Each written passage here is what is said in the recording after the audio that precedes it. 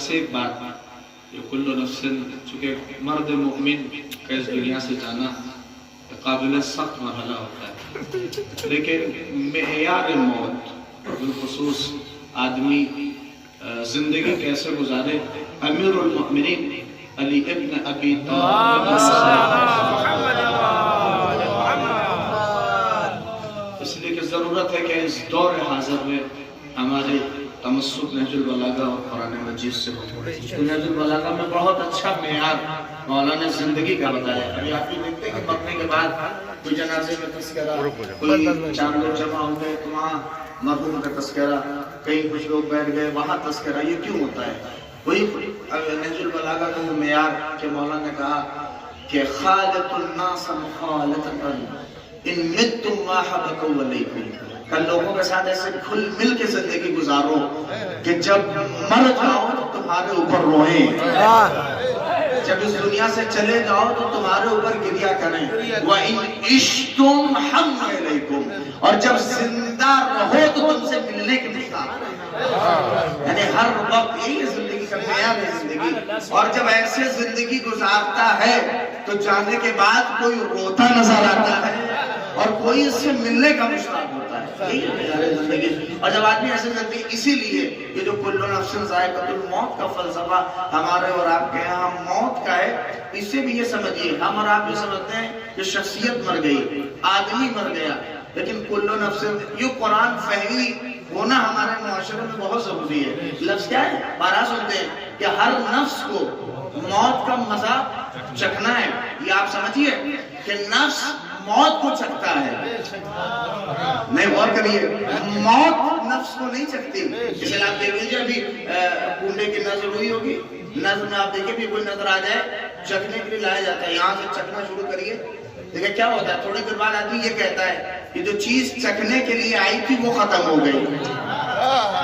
اور کریے، کبھی آج تک ایسا نہیں ہوا کہ جس نے چکھا وہ ختم ہوا، نہیں، میں پوری فلسفہ موت بتا رہا ہوں۔ جو چیز چکھی جاتی ہے وہ ختم ہوتی ہے، چکھنے والا ختم نہیں ہوتا۔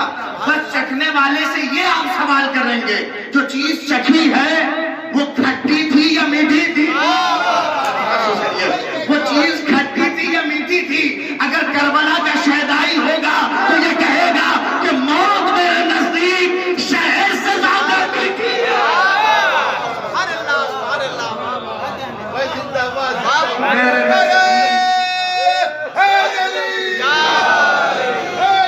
وہ یہی کہے گا کہ موت میرے نزدیک شہد سے زیادہ میٹھی ہے۔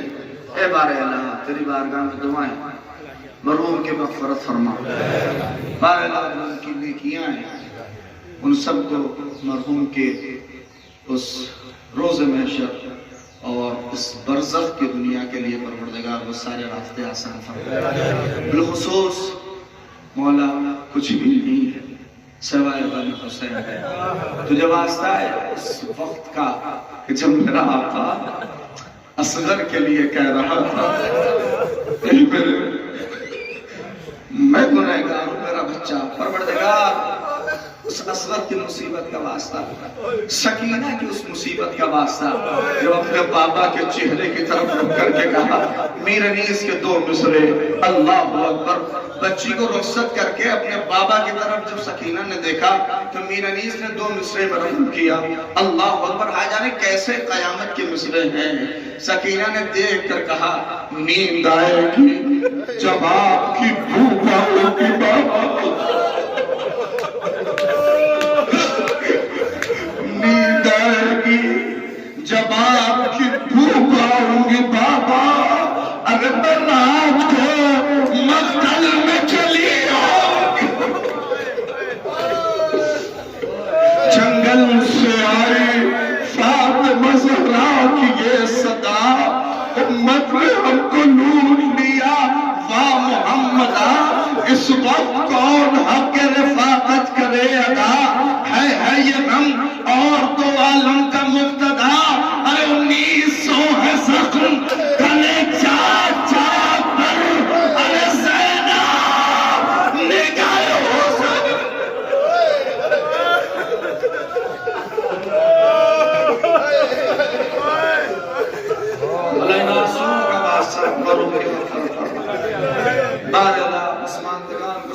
جمیل عنایت فرما پروردگار عالم اس براش و ماحول میں علماء فقہاء مراجع کی حفاظت فرما پروردگار نفرتوں کا بازار گرم ہے نفرتوں کا خاتمہ فرما محبت کے چراغ کو پروردگار پھر سے اس ملک عظیم میں روشن فرما نعرہ لا آخری دعا ہے ساری مشکلات کا حل اسی حجت کے ظہور میں ہے یوسف زہرا قائم آل محمد امام کے ظہور میں تأجیل عنایت فرما ہم ظہور میں ناصر مددگار میں شمار فرما وآخر دعوانا ان الحمدللہ رب العالمین میں معذرت چاہتا ہوں مولانا سے کہ اب جتنا بھی چاہیں بھاگ جائیے حتیٰ کہ اگر شیشہ پلائی ہوئی دیواروں کے اندر بھی چھپ جائیے تو ملک الموت کی اتنی طاقت اللہ نے دے رکھی ہے کہ وہاں سے بھی پکڑ کے لے کے آ جائے گا اب بچ نہیں سکتے ہیں موت اور یہی اللہ سورہ ملک میں کہہ رہا ہے کہ ہم نے موت کو اور حیات کو پیدا کیا موت بھی مخلوق ہے زندگی بھی مخلوق ہے دونوں مخلوق ہیں دونوں کا خالق پروردگار ہے اس آیت کے اندر مجھے بات یہاں پہ نہیں لے کے آنی مجھے بات تھوڑا الگ انداز میں کروں گا کہ پھر اللہ نے کہا ہم نے موت اور حیات کو خلق کیا کیوں خلق کیا پروردگار ضرورت کی آتی خلق کرنے کی لِيَبْلُوَكُمْ أَيَّكُمْ أَحْسَنُ عَمَلًا ہم نے موت اور حیات کو خلق اسی لیے کیا ہے کہ ہم تمہارا امتحان لے سکیں کہ تم میں سے بہترین عمل کرنے والا کون ہے اور کیجئے گا تو گویا یہ ہے کہ اس آیت ہی سے اگر ہم نتیجہ نکالیں تو یہ بات سمجھ میں آتی ہے کہ اگر انسان عمل صالح بجا لائے تو اسے موت سے گھبرانے کی ضرورت نہیں ہے کیا کہنے بھائی کیا کہنے بھائی اگر انسان اہل بیت سے عشق ہے اہل بیت سے محبت ہے 14 معصومین پر عقیدہ ہے علی کی ولایت کا اقرار کرتا ہے لیکن اگر اس کے ساتھ ساتھ اگر عمل صالح ہے تو اسے موت سے گھبرانے کی ضرورت نہیں ہے کیونکہ جہاں پر ولایت کام نہ آنے والی ہے یہاں پہ عمل کام آئے گا جہاں پہ عمل کام آنے والا نہیں ہے وہاں پہ ولایت کام آئے گی اب ہو سکتا ہے آپ کے ذہن میں یہ اعتراض ہو کہ مولانا ولایت کہاں پہ کام نہ آئے گی تو معصوم نے خود ارشاد فرمایا ہے بس کا انتظام خود تم کر کے آنا شفاعت ہم کر دیں گے اس کا مطلب کیا ہے اس کا مطلب ہے کہ اصول پاور ہے سب کچھ اللہ نے رکھا ہے لیکن کچھ چیزیں ہمارے لیے بھی چھوڑ رکھی ہے میں آج آپ کے سامنے میرے پاس وقت نہیں ہے میں ایک واقعہ پیش کروں گا کیونکہ ایک مرحوم کے سال ثواب کی مجلس ہے آپ حضرات اکٹھا ہوئے ہیں اور یہ بھی ذہن میں رکھیں کہ یہ اہل بیت کے چاہنے والے کبھی مرتے نہیں ہیں بے شک زندہ نگاہوں سے اوجھل ہو جاتے ہیں بے شک نگاہوں سے اوجھل ہو جاتے میں تو یہ دیکھیے کہ بھائی ہم یہاں پہ زندگی ہماری تھی زندگی ہم ماتم کرتے تھے بس اللہ نے یہ کیا ہے کہ یہاں سے نکال کے اس دنیا میں پہنچا دیا رویہ وہی رہے گا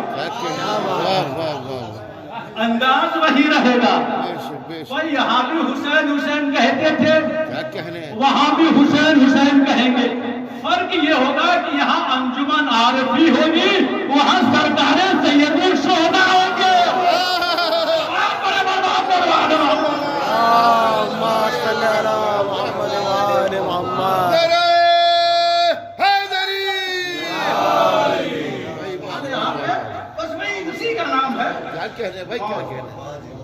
لیکن یہ اس کے لیے دیکھیے انسان اچھا عمل کرتا ہے نا اچھا عمل جگہ بات تو دور نہ ہو جائے میں تھوڑا اس سے اور قریب آ جاؤں اچھے عمل میں جہاں پر نماز رکھا گیا روزہ رکھا گیا حج یہ پورے وہیں پر ایک اچھے اعمال میں جو رکھا گیا ہے میت کو غسل دینا جی بڑا سوال میں یہ بات واقعہ ہو سکتا ہے کہ میرے پاس وقت نہ ملے اس لیے میں اس واقعے کو میں اسی پہ تھوڑا سا لے کے معذرت کے ساتھ میں 2-4 جملے کہوں گا کیونکہ وقت نہیں ہے میرے پاس. میں ڈائریکٹ اسی پہ آ گیا ہوں. یہ کیا ہے؟ غسل رکھا گیا. دوسرے میں آپ مجھے یہ بتائیے گا غسل کس کو دے رہے ہیں؟ میت کو مردے کو. اس میں اللہ کو کوئی فائدہ ہے؟ نہیں. بھائی ہم نماز پڑھیں یہ تو تھوڑا بہت مان لیں کہ بھائی ہم اللہ کو خوش رکھنے کے لیے اللہ کی عبادت کر رہے ہیں، لیکن ہم میت کو غسل دے رہے ہیں، اس میں اللہ کو کیا فائدہ ہے؟ تو جب اللہ کو کوئی فائدہ ہی نہیں ہے تو اس کو اجر ہی نہیں رکھنا چاہیے تھا. کیا کہنے بھائی کیا کہنے. واہ واہ واہ. اور کر جب اس میں اللہ کو کوئی فائدہ ہی نظر نہیں آتا، اس میں صحیح بھی نہیں، اللہ کا فائدہ ہی کیا ہے؟ بھائی نہاتے تو یہ ہیں ملتے جو بھی جس کا بھی انتقال ہوا مومنہ یا مومن کا نہانا، وہ تو نہا رہے ہیں، ان کو غسل دے رہے ہیں، ان کو کفن پہنا رہے ہیں، ان کو اٹھا کے کندھے پہ لے جا کے سپرد لحد کر رہے ہیں. احسان تو ہم مردے کے ساتھ کر رہے ہیں، اس میں اللہ کو فائدہ کیا ہے؟ تو اللہ بھی ہماری مزاجوں سے واقف ہے. واجب نہیں کہ اللہ آواز دے. ہو سکتا ہے کہ تم میت کے وارثوں کو تانا دو بھائی اگر ہم نہ نہلاتے تو تمہارا نہلانے والا کوئی نہ ہوتا. کیا کہنے بھائی کیا کہنے بھائی کیا کہنے بھائی کیا بھائی کہنے. اگر ہم نہ نہلاتے تو تمہارے باپ کو، تمہاری ماں کو، تمہارے بھائی کو نہلانے والا کوئی نہ تھا. اللہ نے اسی تانے کو بند کیا یہ کہہ کے کہ تم نہلا کے مردے پر احسان نہیں کر رہے ہو، مردہ نہلا کے تم پر احسان کر رہے ہو. برابر محمد والے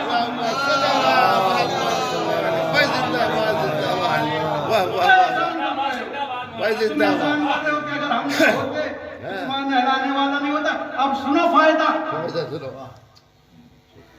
سنی شیعہ میں رات میں دیکھا تھا ہر کتابوں میں جتنی میری نظر سے میں نیٹ تک پہ یہ سرچ کیا اس میں متفق نہیں ہے، سب نے یہی جملہ لکھا. پیغمبر سے مروی یہی حدیث. کیا لکھا؟ کہا اگر کوئی مردے کو غسل دے تو گویا وہ ایسا ہے جیسے ابھی بطن مادر سے پیدا ہوا ہے.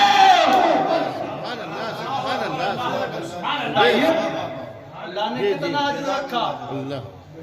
ہم 35 سال کے ہیں، 35 سال. ہم نے 2-4 مرتبہ تو آدمی کوئی نہ کوئی تو نہلا دیتا ہے مجھے. اللہ نے اجر کتنا رکھا. کیا کہنے. ابھی تم بطن مادر سے پیدا ہوئے ہو. بلکہ اور جب حدیث آگے بڑھی ہے، جب علماء کا نظریہ آگے بڑھا وہ کہتے ہیں کہ جیسے مسلم میں یہ ہے نا چکنیا ہے تو دھلا جائے، تو کہا جیسے جیسے وہ اس کی گندگی یا چکناہٹ کو دور کرتا ہے خدا ویسے ویسے اسے گناہوں سے پاک کرتا ہے. سبحان اللہ سبحان اللہ. ویسے ویسے اس کے گناہوں کو پاک کرتا ہے. اب بتائیے گا انسان کتنا. اب یہ بھی ایک یاد رکھیے گا کہ حضور مسائل کے جملے ہیں، یہ میرے جملے نہیں ہیں. غیر سستانی کے نزدیک پہلے واجب کس کو ہے؟ میت کو غسل دینا. وارث کو. جو وارث ہے، باپ ہو، بھائی ہو، جو بھی ہو وارث کب ہو. کہا اگر وہ نہ ہو تو کہا وہ جس کو اجازت دے دے. کیونکہ اجازت کے بغیر مسئلہ کی اجازت تو کر نہیں سکتے. ہماری جنازہ بھی بغیر اس وقت ہوتی نہیں ہے جب تک کہ وہ اجازت نہ دے. بھائی وہی مانے. اور یہ بھی ایک کمال سنیے. غسل جناب، غسل ہمارے ہاں ایک عجیب رائج ہے. ہم غسل دیتے ہیں نا تو اس کو پہلے میں نے ابھی کل پرسوں جب تلقین پڑھ کے آ رہا تھا تو باتوں باتوں میں لوگوں نے بتایا کہ بھائی مردے کو پہلے غسل جنابت دیا جاتا ہے. اللہ اکبر. اس کے بعد جو ہے وہ غسل میت وہ 3 غسل جو ہوتے ہیں نا بیری سے اور کافور سے اور خالص پانی سے. کہا پہلے میں نے کہا ایسا کیوں؟ کہا ہو سکتا ہے. اللہ اکبر. قیاس لگا بھائی دیکھیے میں پہلے کہہ دیا کہ میں مجلس نہیں پڑھ رہا ہوں. بھائی جزاک اللہ خیر. جزاک اللہ جزاک اللہ. اس مسئلے کی ضرورت ہے. جی جی جی. میں कल परसों से तो मसाइल देख रहा था और एक एक जुमले के जिम्मेदार हूँ। जज़ाकल्लाह खैर। मान लीजिए हमारे ऊपर या किसी भी मर्द मोमिन के ऊपर, या चलिए 4 गुस्ल वाजिब हो, मुमकिन है। जुमे का दिन हो हाँ जी, गुस्ले जुमा, सुन्नत ईद का दिन हो गुस्ल गुस्ले ईद फित्र, फित्र। 2 तो सुन्नत हो गए। हाँ जी, इत्तेफाक से किसी का इंतकाल हो गया, गुस्ल मैयत, हमने उसके मैयत को मस कर लिया, गुस्ल मैयत। 3 हो गया। इत्तेफाक से हमारे ऊपर गुस्ले जनाबत पहले से भी था, अल्लाह 4 गुस्ल तो मुमकिन है कि नहीं है, वरना बहुत मुश्किल होता है। लेकिन मान लीजिए कि 4 गुस्ल हैं आपके, गुस्ले जुमा भी है, गुस्ल ईद उल फित्र भी है, और गुस्ले मसे मैयत भी है, और गुस्ले जनाबत भी है। ये 4 गुस्ल हैं, और 4 गुस्ल में तो 2 मुस्तहब हैं, लो ना लो, 2 वाजिब हैं। अब बताइए चारों में से कौन गुस्ल करूंगा? वाजिब करो। हाँ? तो कहा कि भाई तुम्हें क्या जरूरत है ऊपर ऊपर पकड़ने की, नीचे से जो मेन है वही पकड़ लो ना। हाँ, अरे मेरे साथ जुड़े भाई क्या कह रहे हैं? भाई जो मेन है उसी को पकड़ लो। भाई वो मेन क्या है? कहा अगर चाहते हो तो कहा गुस्ले जनाबत कर लो, अरे 3 गुस्ल हो जाएगा। एक गुस्ल किया है ना, जी जी, 3 खत्म। तीनों खत्म। ये बात मैंने इसलिए कही कि हम जिंदा है। अब मान लीजिए यही हाल मैयत के साथ हो, आपने पहले कहा गुस्ले, हमने जिंदा थे, हमने गुस्ले जनाबत कर लिया, बाकी सबकी कोई जरूरत नहीं है। हत्ता की नमाज भी वैसे ही पढ़ सकते हैं, वजू की जरूरत ना हो, मगर वो काम ना अंजाम दिया हो जिससे वजू टूट जाता हो। अब आइए, ये तो आ गया हम जिंदों के साथ, यही हाल मान लीजिए कि मुर्दे के साथ। अब कौन चलिए हम मानते हैं कि गुस्ले, वो क्या नाम है कि ईद उल फित्र या जुमा हटा दीजिए, 2 वाजिब गुस्ल ले लीजिए, या किसी मोमिना औरत पर 2 गुस्ल वाजिब हो सकता है एक वक्त में? नहीं हो सकता। उसने मैयत को भी टच कर दिया हो, नापाकी की हालत में थी वो, गुस्ल भी वाजिब है, इंतकाल हो गया, 3 गुस्ल हैं, 3 वाजिब है, 3 वाजिब है। एक तो नापाकी, बात समझ रहे हैं ना मेरी बात? दूसरा क्या है? मस मैयत, जो उसने मैयत को छुआ, उसके बाद क्या हो गया? मैयत, खुद मैयत इंतकाल हो गया। 3 गुस्ल वाजिब है। अब कौन गुस्ल करेंगे? क्या जरूरत है गुस्ल मैयत करने की? क्या जरूरत है वो गुस्ल हज करने की? क्या एक ही पकड़ लो ना? क्या इस वक्त की मांग क्या है, इस वक्त की जरूरत क्या है? क्या भाई वो तो इंतकाल हो गया, तो कहा गुस्ले मैयत कर दो, बाकी करने की जरूरत ही नहीं है। इस्लाम ने ये नहीं दी है। तब हमको अब ये इतनी बात तो हमने तमीर बात दी भाई इसी जुमले के लिए कि जब इतनी हमको इस्लाम ने गुंजाइश दे रखी है, तो फिर जरूरत क्या है गुस्ले जनाबत कराने की? भाई क्या कहने हैं, जिंदाबाद जिंदाबाद। जरूरत क्या है? अच्छा ये भी याद रखिएगा, तरीके नहीं बनाइए। गुस्ल के 2 ही तरीके हैं, या तो तालाब में नहा रहे हो, बहाने को नहीं ना, और ये भी एक याद रखिएगा, अगाए सिस्तानी के नजदीक मैयत को गुस्ल इल्तमासी मजबूरी में दिया जाएगा जी। मैयत को गुस्ल जो तालाब वगैरह में है, वो मजबूरी में है, अब मजबूरी में है। अगर आपके पास पानी दस्तयाब हो तो कोशिश करें गुस्ल तरतीब दे। ये मैं बता रहा हूँ, आप जाके देख लीजिएगा। तो उसके अंदर क्या है? गुस्ले 2 ही है, या तो इल्तमासी या तरतीब। जब वो इस्लाम ने जब वजू मांगा, वो भी वाजिब नहीं रखा गया, मुस्तहब रखा गया। मगर जब अल्लाह ने गुस्ल मांगा, या इस्लाम बानिए इस्लाम ने, पैगंबर इस्लाम ने इस तरीके गुस्ल बताया, तो उसके जिस्म को 3 हिस्सों में बांटा। जिस्म को 3 हिस्सों में बांटा और तीनों का नाम अलग रखा। पहले हिस्से में सर को रखा और गर्दन को रखा। क्या कहने भाई, क्या कहने, जिंदाबाद। दूसरे हिस्से में कहा ये पेट जो है ना, ये लगे हया, ये यहाँ से आप देखिएगा तो आधा इधर गया, आधा दायां, आधा बायां। तो कहा आधा दाएं में रखा, आधा बाएं में रखा। लेकिन अब हम ये देखते हैं बहुत सारे मकाम पर कि भाई अगर देखिए जिंदों के लिए ये मिलता है कि अगर गुस्ल कर रहा है तो मुस्तहब है कि वजू कर ले, वजू कर ले, वो भी मुस्तहब में रखा कि आवाज़ में नहीं रखा गया। अब बताइए मैं आपसे पूछता हूँ, अगर मुर्दे को अगर कोई वजू कराए तो कैसे कराएगा? कैसे कराए? हमने तो कुंडी में किया, हमने ताकत लगा के बाहर पानी फेंक दिया। अब मुर्दे को अगर हमने कुल्ली कराना शुरू किया तो पानी निकलेगा कैसे? कभी कभी मैं ये सोचता रहता था, जब एक आदमी ने कहा भाई कभी कभी मौलाना कोई आदमी कुल्ली भी करा देता है, नाक में पानी भी मैंने कहा मैयत तो इतनी नजीस है, और यकीन जानिएगा ये मैयत भी हमारी औकात बता रही है। ये मैयत जो मर गया, मरने वाला है, दुनिया से जा रहा है, वो भी हमारी औकात बता दिया कि तू अपनी औकात समझ ले, तू तो इतना नजीस है कि अगर कोई तुम्हें टच भी कर दे तो गुस्ल करता है। क्या कहने भाई, क्या कहने? हमारी हकीकत नहीं बताई कुरान।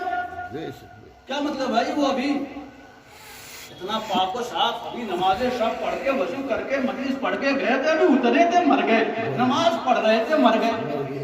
मगर इस्लाम ने नहीं कहा कि भाई तुझे नमाज पढ़ के आ रहा था लिहाजा वो पाक साफ है, कहा नहीं भाई, अगर तुम ठंडी होने के बाद छू दिए गुस्ल वाजिब है तुम्हारे ऊपर। तो गुस्ल 3 हिस्सों में बांटा गया। ऐसा ही गुस्ल जिंदे को भी दिया जाता है, ऐसा ही गुस्ल मुर्दे को भी दिया जाता है। उसमें तरतीब में फर्क नहीं रखी गई, ये भी याद रखिएगा। वजू और गुस्ल में एक बुनियादी फर्क है। वजू है वक्ती तहारत, वजू वक्ती तहारत है।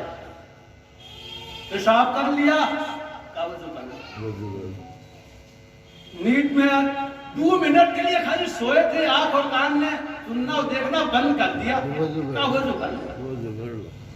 भाई हमने सो रहे थे, पूरा पेशाब वगैरह करके आए, लेटरिन करके आए, अल्लाह ने नहीं कहा गुस्ल कर लो, कहा नहीं भाई, कहा गुस्ल की शरायत है, अगर वो काम हो जाए तो गुस्ल वाजिब है, वरना पूरी जिंदगी ना हो। गुस्ल वाजिब हम तुमसे मांगते ही नहीं है। तो कहा क्यों? कहा वजू है वक्ती तहारत, गुस्ल है दायमी तहारत। वक्ती और दायमी में फर्क रखना है तो यूं लिखे कि एक बार आ जाए कराम को इमाम वक्त ने कहा अंता मुज्तहिद। भाई याद रखिएगा, वक्ती तहारत की तासीर क्या होती है? इमाम ने कहा अंता मुज्तहिद, तू मुस्तहिद है, तू मुस्तहिद है। मैं पूरे वाकयात को खत्म कर रहा हूँ, वक्त नहीं है, तू मुस्तहिद है। और एक मतलब जब वो मुस्तहिद बन गया और जब आके लोगों ने उसकी माँ के बाद मुबारकबाद पेश करना शुरू किया, अरे मुबारक हो, तेरा बाप मुस्तहिद हो गया, तेरा बेटा मुस्तहिद हो गया। बेटे बाप के पास गए, अरे मुबारक हो, आपका बेटा मुस्तहिद हो गया। मुबारक। बताइए कितना दिल फूलता होगा जब इंसान कहे भाई अगर कोई किसी भी देश का प्रधानमंत्री हो, उसकी हुकूमतें सरहदों में होती है, मगर मराठे की हुकूमत सरहदों में नहीं होती। जहाँ जहाँ विलायत होती है वहाँ वहाँ वली की हुकूमत होती है। और तो कहा भाई मुबारक हो, आपका बेटा जो है मुस्तैद हो गया। एक पढ़ी लिखी खातून उसकी माँ के पास पहुंची, कहा बताइए आपका बेटा आपने कैसे परवरिश की? कहा परवरिश के लिए बस एक जुमला कहेंगे गुफ्तगू तमाम कर रहा हूँ। कहा सुनिए, जब ये बच्चा मेरे बطن में था मैंने कोई काम ऐसा नहीं किया है जो बगैर वजू के किया हो। वजू की तासीर समझे? कहा हर काम बच्चे को, अब जब बच्चा आया है तो वजू दूध भी पिलाया है तो वजू करके पिलाया है, بچہ چلاتا رہا دودھ کے لیے، لیکن جب تک میں نے اپنا دودھ اس کے منہ میں نہیں رکھا، جب تک کہ میں نے وضو نہ کر لیا۔ تو ذرا سوچئے وقتی طہارت میں اتنی تاثیر ہے کہ اگر وضو کر کے بچے کو غذا کھلائی جائے تو بچہ وقت کا مستحق پیدا ہوتا ہے۔ تو اب اگر کوئی مطہرہ کا لقب لے کر اس کائنات میں آئی ہو اور اگر دو بچوں کی پرورش کر دے اور اگر امام وقت بن جائے، صلوات پڑھو محمد والے، یہ ہے وقتی طہارت۔ غسل ہے دائمی طہارت، مرنے کے بعد دائمی طہارت مانگی گئی، وقتی طہارت نہیں مانگی گئی۔ وقت نہیں رہا، انشاءاللہ کبھی وقت رہے گا تو میں کاندھا کفن پہنانا، نماز جنازہ پڑھنا، بہت سارے اسلام نے ایسے ہی نہیں رکھے ہیں، اس کے فضائل رکھے ہیں۔ انسان کرے، غور کرے تاکہ انسان کو شوق ہو۔ اور سب سے اہم بات، اسلام نے ثواب اس لیے نہیں رکھا کہ اس کو ضرورت تھی، ہمیں ضرورت تھی۔ تم اس لیے نہیں کہ تم اس غرض سے تم جا کے اس مرحوم کی نماز پڑھو گے، میت پڑھو گے، کفن کرو گے، کاندھا دو گے، تو جہاں میت کو سہولیت ہوگی وہیں ورثہ کو بھی تسلی رہے گی۔ اتنے لوگ آئے ہیں مجھے تعزیت دینے کے لیے۔ غور کریں میرے عزیزوں، میں بات کو ختم کر دیا، لیکن تصور کیجیے گا مرحوم کا جنازہ نکلا، کتنی شان سے نکلا، گھر والے بھی موجود۔ مگر ایک جملہ اور کہہ دوں، شہادت نامہ میں نے لکھا، ذرا سوچئے گا، میں نے دیکھا کہ آدمی نے اپنا کفن دینے کے ساتھ ساتھ کربلا کا کفن دیا، کربلا کا کفن پہنایا گیا۔ لیکن جیسے ہی وہ کربلا کا کفن دے رہے تھے، میرے ذہن میں ایک تصور تھا، ہائے حسین غریب جس کا لاشا کربلا کے مقتل میں 3 دن تک پڑا رہا، کوئی حسین کو کفن دینے والا نہیں تھا۔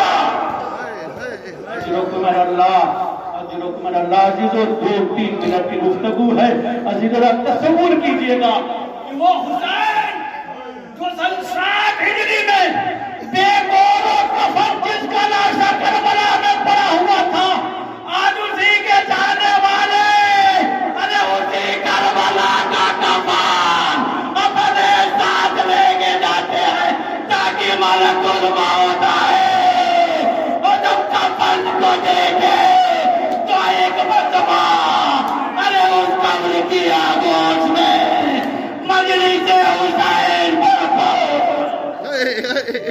یہ وہی کفن ہے، وہی کا کفن ہے جس کو کفن کربلا والوں نے نہیں دیا تھا۔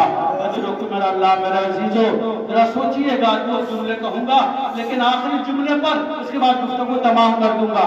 آپ نے یہاں سے جنازہ اٹھایا ہے، نماز میت پڑھی گئی ہے، سپرد لحد کیا گیا ہے، لیکن ذرا انصاف سے بتائیے گا، میں اتنے لوگوں سے سوال کرتا ہوں، کتنے لوگوں نے کاندھا دیا ہوگا میت کو؟ ہر 2 قدم پر کوئی دوسرا آتا تھا، ہر قدم پہ کوئی تیسرا کاندھا دیتا تھا، لیکن آپ تصور تو کیجئے کربلا میں ایک جنازہ ایسا دیکھا جن کا اٹھانے والا کوئی نہیں تھا۔ ارے جس جنازے کو اٹھانے والا کوئی نہ تھا، وہ کون جنازہ؟ ارے 18 سال کا بیٹا علی اکبر کا جنازہ۔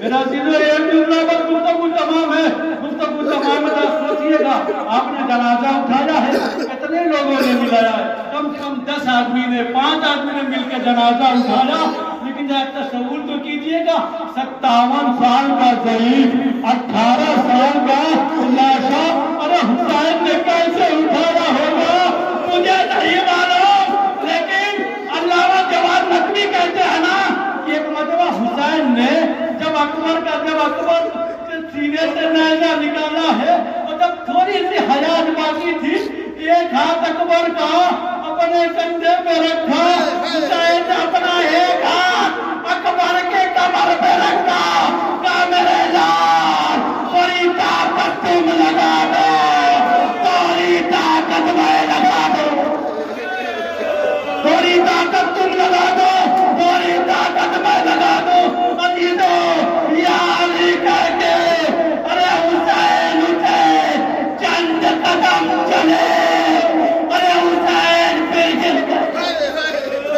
जरा तसव्वुर तो कीजिएगा, अरे मेरे अजीजों 7 मरतबा हुसैन गिरे, अरे हुसैन की हिम्मत जवाब दे गई, आवाज दी, ऐ बनी हाशिम के बच्चों, जवान का लाशा ज़ईफ़ से नहीं उठता, सहारा देगा।